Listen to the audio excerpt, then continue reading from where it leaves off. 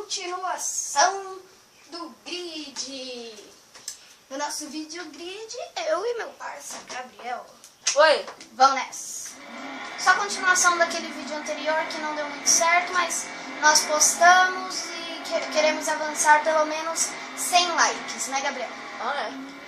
Meta. Por enquanto, né? Porque nosso canal é novo e tudo. Meta agora, 100 likes. Tô em segundo. Quarto. Esse vídeo vai ser curtinho porque já tá no final da corrida, mas essa é a continuação do anterior, né? Porque o anterior acabou o tempo de gravação da nossa câmera. E, e nós damos um jeito e só vamos continuar a gravar. Deu, trouxa.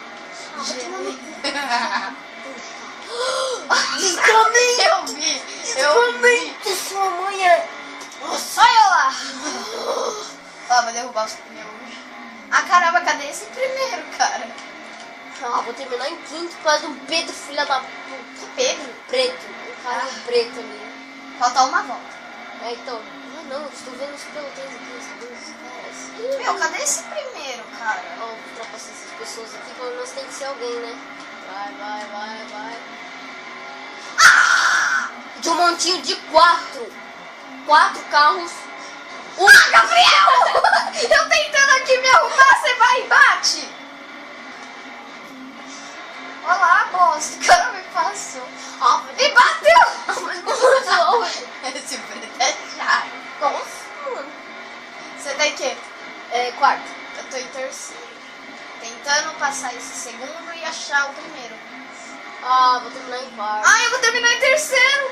Ah, segundo, vou terminar em segundo. Filha da... Ah, mano. Olha o palavrão, eu terminei em segundo. Ah, vou terminar em quinto, cara. Dislike, meu, por causa de um roubo. Porra.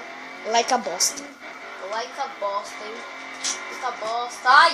Ai, pessoal, estamos chegando ao fim do vídeo, né? Né, Gabriel?